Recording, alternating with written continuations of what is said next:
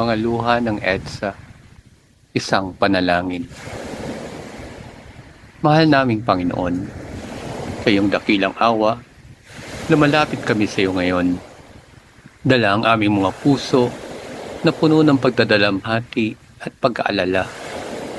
Naalala namin ang mga biktima ng EDSA Revolution, ang mga taong nag-alay ng kanilang buhay, ang mga nagdusa, at ang mga pamilyang naiwan sa gitna ng kaguluhan. Panginoon, iyong nakikita ang bawat luha, bawat sakit, at bawat alaala ng mga pangyayaring iyon.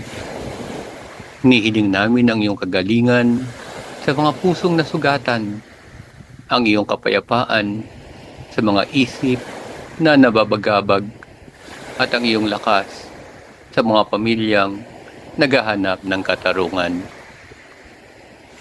Iyong alawin ang mga naiwan, ang mga anak na wala ng magulang, ang mga magulang na nawalan ng anak, at ang mga kapatid na nawalan ng kapatid. Iyong bigyan sila ng lakas upang harapin ang bawat araw at ng pag-asa na ang katarungan ay mananaig. Panginoon, naway ang kanilang mga sakripisyo ay hindi mawalan ng saysay.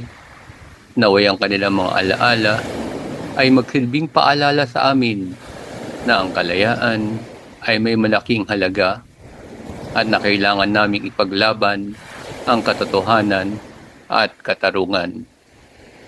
Iyong patawarin ang mga nagkasala at iyong gabayan ang aming bansa sa landas ng kapayapaan at pagkakaisa.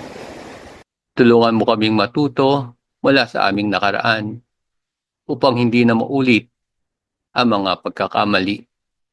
Sa iyong dakilang awa, aming pinapalangin ang lahat ng ito.